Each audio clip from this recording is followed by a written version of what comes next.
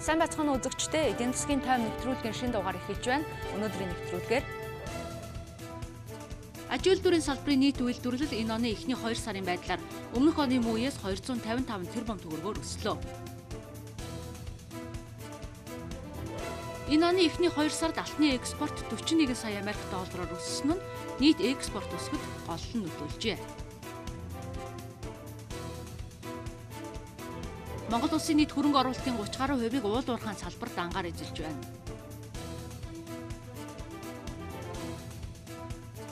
Мөнгө угаах гэмт хэрэгтэй тэмцэх тогтолцоо Монгол улсад ямар түвшинд байна вэ? Аж үйлдвэрийн салбарын нийт үйлдвэрлэл 2018 оны эхний 2 сард урьдчилсан гүйцэтгэлээр 2 их найд төгрөгт хүрч өмнөх оны мөн үеэс 255 тэрбум төгрөгт буюу 14.2%-аар өссөн үзүүлэлттэй байна. За үүнд уул уурхай олборлох аж үйлдвэрийн нийт үйлдвэрлэл тэр дундаа нүүрс металлын хөдөр олборлолт өссөн нь гол нь нөлөөлсөн гэж үзэж байна. За аж үйлдвэрийн салбарын борлуулсан бүтээгдэхүүн 2018 оны эхний 2 сард 2.3 их найд төгрөгт хүрч 1.6 их найд төгрөг буюу 69%, за 70 орчим хувийг гадаад зах зээлд борлуулсан гэж үзэж байна. Монгол улс 2018 оны эхний 2 сард дэлхийн 109 улстай худалдаа хийж гадаад худалдааны нийт бараа эргэлт 1.6 тэрбум Америк долларт хүрсэн байна. Нийт бараа эргэлтийн хэмжээ өмнөх оны мууяс 18.9%-аар өссөн. Үүнээс экспорт 13 сая Америк доллараар, импорт 235 сая Америк доллараар тус өссөн байна. За экспорт өмнөх оны мууяс өсгөд боловсруулаагүй буюу хагас боловсруулсан алтны экспорт өссөн нь гол нөлөө үзүүлсэн. Өөрөөр хэлэх юм бол алтны экспорт 41.4 сая Америк доллараар өссөн байгаа нь нийт экспорт өсгөд гол нь нөлөөсөн байгаамаа. За тэгвэл импортын гол өсөлт нь өмнөх оны мөн үеэс өсгөд эрдэс бүтээгдэхүүний импорт тэр дундаа дизель түлш, машин механик төхөөрөмж, цахилгаан хэрэгсэл, түүний сэлбэг эд анги, за мөн түүнчлэн тээврийн хэрэгсэл болон тэдгээрийн эд анги өссөн нь гол нь нөлөөсөн байна. Гадаад худалдааны тэнцлийн тухай мэдээллийг одоо харъя. Гадаад худалдааны тэнцэл 2017 оны эхний 2 сард 334.2 сая Америк долларын ашигтай гарч ирсэн бол энэ оны эхний 2 сард одоо илүү буурсан үзүүлэлт харагдаж байна. 18 оны эхний 2 сарын байдлаар гадаад худалдааны тэнцэл 221 сая Америк доллар буюу 67%-аар буурсан. Энэ нь 112 сая долларт хүрсэн юм үзүүлэлттэй байгаамаа. Аж үйлдвэрийн салбарын үйлдвэрлэл борлуулсан бүтээгдэхүүний өсөлт болон гадаад худалдаа өсгөд гол нь нөлөөсөн салбар нь уул уурхай байгааг энэ оны эхний 2 сарын буюу хамгийн сүүлд гаргасан статистик судалгааны дүнгээс харлаа. Тэгвэл одоо уул уурхайн салбарын экспортын орлогод эзлэх хувийг 2007 оноос хойш сүүлийн 10 жилдээ гарцуулсан судалгааг энд харуулъя. Экспортын өсөлт бууралт нь уул уурхайн салбарын экспортын орлогоос шууд хамааралтай байгаамаа. Задалж хэлэх юм бол 2009 онд экспортын орлого 1.9 тэрбум Америк долларт хүрч хамгийн бага түвшиндээ хүрч байсан. Тэгэхээр энэ нь бол манай улсын уул уурхайн экспорт доод түвшинд хүрсэн нь нийт экспорт доошо буурахад нөлөөсөн гэсэн үг. 2011 онд тэгвэл уул уурхайн экспорт 64%-аар өссөн. Энэ нь нийт экспорт өсгөд хамгийн голлох үүргийг гүйцэтгэсэн. Өөрөөр хэлэх юм бол 5.8 тэрбум Америк доллар буюу экспорт дээд түвшинд хүрэхэд нөлөөлж байсан юм а. За улс орны эдийн засаг уул уурхайн салбараас хамааралтай байх нь дэлхийн зах зээл дээр энэ төрлийн бүтээгдэхүүний үн ханш өсгөд эдийн засаг сайжрах эерэг талтай. Гэхдээ дэлхийн зах зээл дээр уул уурхайн гол нэрийн бүтээгдэхүүний үнд нөлөөлөх тоглогч байж чадахгүй манай улсын хувьд энэ нь илүү одоо олон сөрөг үр дагаврыг дагуулдаг. Тухайлх юм бол уул уурхайн салбараас хит хамааралтай байх нь за уул уурхайн бүтээгдэхүүний экспортын орлогын хит өндөр хэмжээ нь гадаадын валютын дотогшлог урсгалыг ихээр нэмэгдүүлж дотоодын валютын аншийг чангаруулдаг. Мөн баялаг ихтэй байх нь улс орны бэлэнчлэг сэтгэлгээг нэмэгдүүлж за улс төрийн орчинд авилга хээлх ахуйд нэмэгдэх ийм хүчин зүйл болдог. Өөрөөр хэлэх юм бол хээлх ахуйг дэмжих орчин болдог гэж үздэг юм байна. Мөн уул уурхайн салбарт хит хөгжснөөр ихэнх боловсон хүчин уул уурхайн салбарын мэрэгчлэлтэй болдог. Ингэснээр бусад салбарт боловсон хүчин хангалтгүй болох нөхцөлийг бүрдүүлдэг зэрэг олон сөрөг үр дагаврууд байдаг. За манай улсад энэ сөрөг үр дагаврууд бол бүгд бий. Тэгвэл одоо бид юун дээр анхаарах хэрэгтэй вэ? Яг мэдээж нөгөө том уурхайтай яг хам богдч гэдэг юм уу эсвэл эрдэнэ тот ч гэдэг юм уу мэдээж эдний өрхийн орлого бол бусдынхаас өндөр байгаа. Гэхдээ өшөө жижиг уурхайнууд ажиллаж байгаа олон сумд байгаа шүү дээ. Тэгээд дундчлаад үзэхээр нэг 7% байна гэж харж байгаа. Яг хэрэглээ бол нэг 10% бас өсөлт уул уурхайтай сумд дээр ажиглагдаж байна гэж хардаг. Гэхдээ нөгөө талд нийгмийн асуудлууд, нийгмийн одоо зарим үзүүлэлтүүд дээр болохоор сөрөг тийм байдал харагдаж байгаа. Жишээлбэл одоо өрхийн гишүүд доторх өвчтөе одоо гишүүдийн тоо ч юм уу өрхийн ажилгүй гишүүдийн тоо энэ аваад үзэхээр бас уул уурхайтай сумдад байдлаараа муу байгаа. Иймэрхүү зүйлс гарч ирсэн. Татварын хөнгөлөлт эзлүүлсэн байна. хөнгөлтөө зээл олгосон байна. За тэгээд одоо жишээлбэл түүхийн эд тийм ээ экспортлогчдод түүхийн эд бэлтгэж байгаа малчин ч юм уу малчин өрхүүдэд жишээлбэл мөнгөнд төлбөр өгсөн байна гэх мэтлэн. Тэгэхээр энэ яг санхүүгийн яг энэ хөшүүргүүд нь болохоор үр дүн бол яг төдийлөн сайн одоо яг юу харагдахгүй байна тийм ээ. Тэгэхээр цаашдаа бол бид нар санхүүгийн бус дэмжлэг буюу одоо санхүүгийн дэмжлэг гэж уламжлалт арга байхгүй юу? Их олон орон 60 70 донд хэрэгжүүлээд ирсэн амжилтгүй байсан тийм ээ иймэрхүү. Тэгэхээр бол бид нар цаашдаа бол юу их дутагдж байна вэ гэхээр санхүүгийн бус дэмжлэгүүд дутагдж байна. Адаглаад төрийн одоо үйлчлэгээ тийм ээ. Одоо экспортын нэг чигийн нэг цонхны одоо бодлого ч гэдэг юм уу тийм ээ. За бусад үйлчлэгээ ер нь гадны зах зээл дээр нэвтрэхэд шаардлагатай одоо мэдээллийн тэгш бус байдал гэдэг бол хамгийн том бэрхшээл. Нэг арга нь бол энэ олон улсад нэвтэрч эхэлж байгаа аргууд нь болохоор нүүрсний ч юм уу бирж байгуулах те эсвэл нүүрсний үнийн платформ байгуулах ч гэдэг юм иймэрхүү асуудлууд бол яригдсан байна л да. Тэгэхээр яг манай дээр бас тийм юунууд нэг цонхны бодлого энэ төргээл ярьдаг. Эсвэл одоо 5-7 эрдэс 5-7 дээр нөгөө нүүрсний дуудлага худалдаа зарлж байгаа энэ төргээл те бас нэг иймэрхүү ихний орлогууд бол хийж байгаа. Тэгэхээр энийг өшөө цааш нь жоохон ахиулаад бас юм нүүрс түүхийн эдийн бирж байгуулал ер нь бас асуудал шийдэж болох үгүй те энийг бол бас наривчид судлах юм шаардлагатай байна гэдэг юм зүйл гарч ирсэн. Уул уурхайн салбар гэдэг маань бол яг ажил эрхлэлт харьцангуй багатай юм салбар байдаг. Тэгээ ихэнх нь одоо капиталын одоо багтаамж ихтэй салбар том хөрөнгө оруулалт шаарддаг ажиллаж байгаа хүний тоо бол бага. Тэгэхээр эдийн засгийн энэ уул уурхаагаас ялангуяа орж иж байгаа өсөлт энийг бол олон хүн төртөмжтэй болгоё гэвэл бид нар яг хөдөлмөр ажил эрхлэлтийг одоо дэмждэг тэр салбаруудаас нэмэгдүүлэх хэрэгтэй болж байгаа байхгүй. Тэгэхээр яг одоо энэ экспортын бодлого гэдэг чинь бол орлогын дахин 90 дахин хуваарьтай бол одоо шууд уялдаатай болж гарч ирж байгаа. Тэгээ уул уурхайн бус экспортыг дэмжнэ гэж өөр жижиг дунд үйлдвэрүүдээр дамжуулаад ажил эрхлэлт за тэгээд яг юуны салбарыг ингээд аваад үзэх юм бол ажил эрхлэлт харьцангуй өндөрлөлт салбар жишээлбэл шүтээ аж ахуй тийм ээ малын гаралтай бүтээгдэхүүн ноос уур гэх мэтлээ эдгээр чинь бүгдээр олон хүн ажилладаг салбар. Тэгэхээр эднийг хөшүүрдэх замаар бол бид нар орлогын дахин хуваарлалтын орлогын тэгш бус байдлыг бол шийдэх боломжтой. Монгол улсын нийт хөрөнгө оруулалтын 30 гаруй хувийг уул уурхайн салбарт ангаар эзэлж байна. Гэхдээ байгалийн баялагтай байна гэдэг доктортой хөгжилд хүрэх гол хүчин зүйл бишээ. Уг нь манай улс уул уурхайн хөгжлийн стратегтэй гэхдээ түүнийгээ дагаж мөрддөггүй. Учир нь дагаж мөрдөх журам, хэрэгжүүлэх захирамж гээд дагалдах бичиг баримтууд байхгүй. За байгаа хэд нь шаардлага хангадаггүй тухай судлаачид шүүмжилдэг. Тэгэхээр бол нөгөө зорилтондоо яаж хүрэх арга зам нь заагдаг байгаа гэсэн тийм дүгнэлт хийж болох гэдэг. Тэгэхээр бид нэр яах ёстой гэхээр ойрын хугацаанд бид нар бол энэ дагалдах бичиг баримтуудыг өөрөөр хэлбэл энэ зорилтуудаа хүрэхэд ямар замаар яаж хүрэх юм бэ гэсэн дагалдах илүү тодорхой бичиг баримтууд боловсруулагдах ёстой. Энэ батлагдах ёстой. Тэгээд тэгж нөө хөрөнгө оруулагчид бизнесийнхэнтэй танилцуулбал тэд нэр илүү тодорхой зураг авахаар байгаа.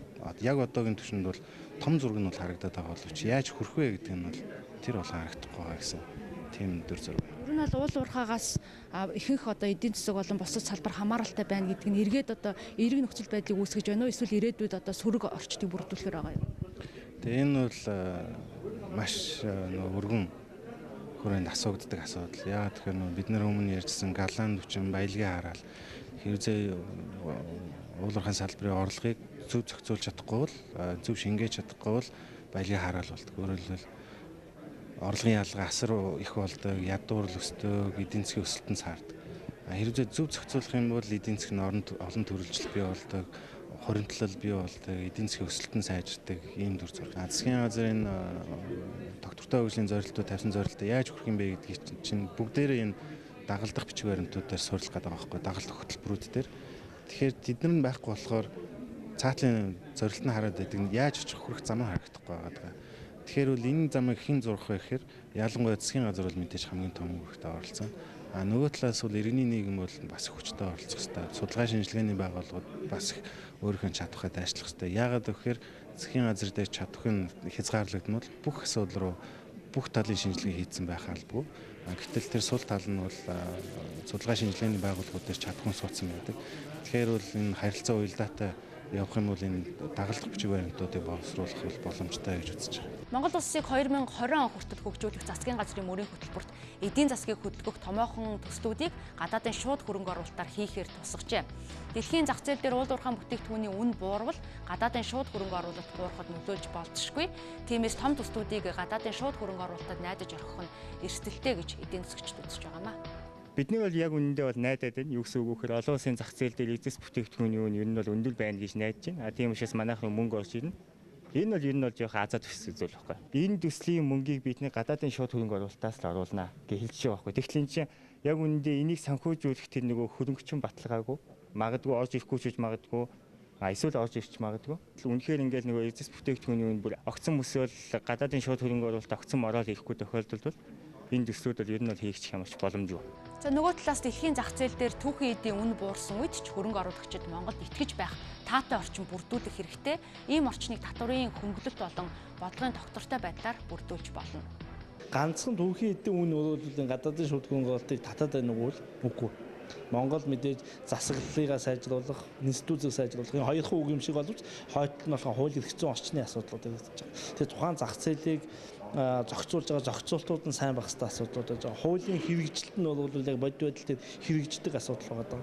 Шүүх болон бусад одоо энэ тогтолцоонууд нь бол яг шудраг зарчмаар ажилтдаг асуудлууд байдаг. Тэгэхээр энэ асуудлуудыг бүрдүүлсэн цагт би Монголд хөрөнгө хийлээ, шударгаар бизнесээр эхэллээ, татвараа төллөө, эрх зүйн үргээ хүлээгээд буцаа гарлаа. Тэгэхээр энэ юм маш тодорхой байна. За 3 дахь мэдээж макро эдийн засгийн тогтвортой байдал.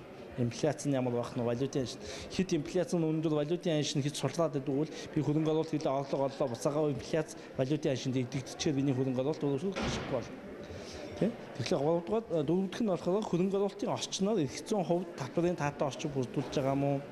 Эсвэл өөр ямар таатай нөхцөлийг гадаадын хөрөнгө оруулагч нь үйлдвэрлэгчид бий болгож байгаа юм. Гэх мэтлэн энэгээр хүчин зүйлсийг хамтд нь бүрдүүлж болоод тэр осгол маань тогтвортой байдаг. Тэгжээж болоод үйлдвэрлэлд дунд урт хугацааны үйлдвэрлэлд бүрддэг. Тэгжээж болоод тэр экспорт нь болоод төрөлждөг гэсэн энэ том зорилготойгоо нийцдэг. Мөнгө угаах гэмт хэргийн тухай та хэр зэрэг мэдээлэлтэй вэ? Гэмт хэргийн аргаар олсон мөнгийг албан ёсны юм шиг харагдуулахын тулд эдийн засгийн эргэлтэнд оруулаад гаргахыг мөнгө угаах гэмт хэрэг гэж үздэг. Өөрөөр хэлбэл хууль бус мөнгийг хууль ёсны юм шиг харагдуулахыг мөнгө угаах гэж байгаа юм.